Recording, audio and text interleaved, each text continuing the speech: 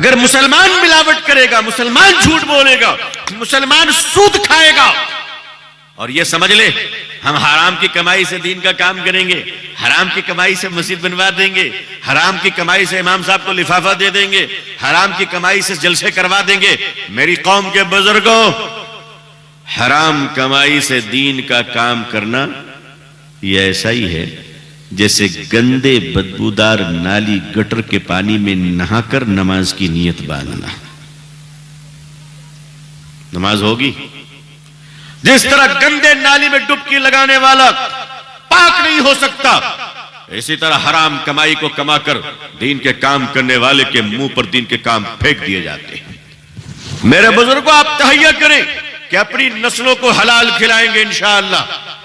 اپنی اولاد کو، ہر مسلمان بچے کو عالم ہونا ضروری نہیں، یہ کوئی فرض عین نہیں ہے کہ مسلمان اپنے ہر بچے کو عالم دین بنائے، بن جائے الحمدللہ خوش نصیبی ہے، لیکن یہ ضروری ہے کہ مسلمان اپنے ہر بچے کو دین کی تعلیم دے، یہ فرض ہے۔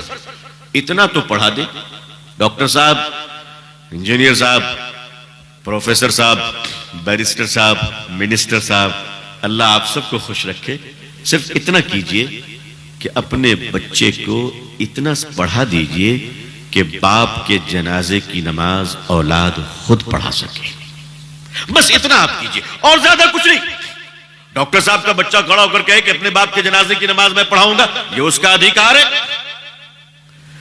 یہ اسلام میں اس کو اجازت ہے، مگر اس قابل ہوگا تب تو۔ اس کو تو خالی اس لیے بیٹا بنا کے رکھا ہے کہ بیٹا جب ہم مریں گے تو جائیداد کو ہڑپ لینا اور بہنوں کا حق بھی مت دینا۔ آج کل تو 90% مسلمان اپنی بیٹی کا حق نہیں دے رہا اپنی جائیداد میں، اور بنا ہوا ہے بڑا دیندار، مسجد کا متولی اور مدرسے کا صدر۔ بیٹی کا حق دو بھائی، بیٹی کا حق دو، یہ مولانا صاحب نے نہیں کہا ہے، یہ اللہ اور اس کے رسول نے کہا ہے صلی اللہ علیہ وسلم۔ بیٹی کا حق دے کر مرو، دنیا سے جانا ہے، دنیا سے ہر ایک کو جانا ہے، کوشش کیجئے اپنی بیٹی کا حق دے دیں۔ مسلمانوں، باپ کے کفن کا جو ٹکڑا بچا ہے وہ ٹکڑے میں بھی اس کے بچوں کا حق ہے، ایسا نہیں کہ وہ ٹکڑا، اچھا ایک بڑا فیشن چل پڑا ہندوستان کے بعض علاقوں میں، کفن کا ٹکڑا امام صاحب آپ رکھ لیجئے۔ کیوں؟ تم کو بیچارہ گیا گزرا ٹور یتیم وہی لگتا ہے کیا؟ آج کل تو میں کہا کرتا ہوں کہ مسجد کمیٹی کے صدر وہی ہوں گے جو 3 رکعت مغرب کی نماز پڑھانا جانتے ہوں، مسجد کمیٹی کے ممبر بھی وہی ہوں گے جو امام صاحب کے غائبانے میں نماز پڑھانی آتی ہو، اس لیے کہ نماز پڑھانا صرف عالم کا کام نہیں، ہر مسلمان نماز پڑھا سکتا ہے، ہر مسلمان نماز پڑھا سکتا ہے۔ ایک امام صاحب کا انٹرویو ہو رہا تھا کہیں پہ، امام صاحب بھی دل جلے تھے بیچارے، بہت ساری مسجد سے نکل کر آئے تھے، تو کمیٹی کے صدر صاحب نے پوچھا کہ امام صاحب بتائیے قیامت کی نشانی کیا ہے؟ بڑا دل جلا ہوا تھا وہ بھی، اس نے کہا صدر صاحب قیامت کی نشانی یہ ہے کہ عالم کا انٹرویو جاہل لے رہا ہے، اس سے بڑی نشانی کیا ہو؟ بھائی کوالیفیکیشن بھی تو ہونی چاہیے نا، کیا کوالیفیکیشن ہے؟ میڈیکل بورڈ کا ڈائریکٹر کون بنتا ہے؟ جو میڈیکل سائنس سے واقف ہوتا ہے۔ انجینئرنگ بورڈ کا ڈائریکٹر کون بنتا ہے؟ جو میکینیکل انجینئرنگ سے واقف ہوتا ہے۔ ہم میں سے ہر مسلمان کو دین معلوم ہونا چاہیے تاکہ وہ مسجد اور مدرسے کو اتنے اچھے طریقے سے چلائے کہ ہم سماج کو تیار کر سکے، ہم سوسائٹی کو تیار کر سکے۔ میرے بزرگوں، اپنی اولاد کو اس لائق بنا دو کہ جب مسلمانوں کے بچے سڑک پر چلے تو دنیا دیکھ کر یہ کہنے پر مجبور ہو جائے کہ اللہ، اگر امت اتنی اچھی ہے تو امت کا رسول کتنا اچھا ہوگا صلی اللہ علیہ وسلم۔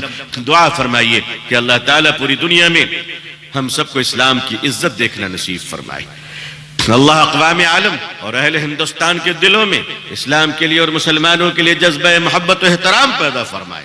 اللہ تعالیٰ آپ کو اور ہم سب کو، پوری دنیا کے مسلمانوں کو عزت، عافیت، سلامتی، خیر، خوشحالی، صحت و تندرستی کے ساتھ اسلام پہ زندگی، ایمان پر خاتمہ نصیب فرمائے۔ اللہ ہمارے دیش بھارت میں امن و شانتی عطا فرمائے۔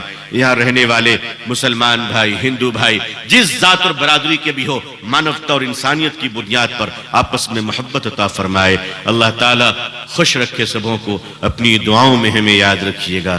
آخر دعوانا الحمدللہ رب العالمین، والسلام علیکم ورحمۃ اللہ وبرکاتہ۔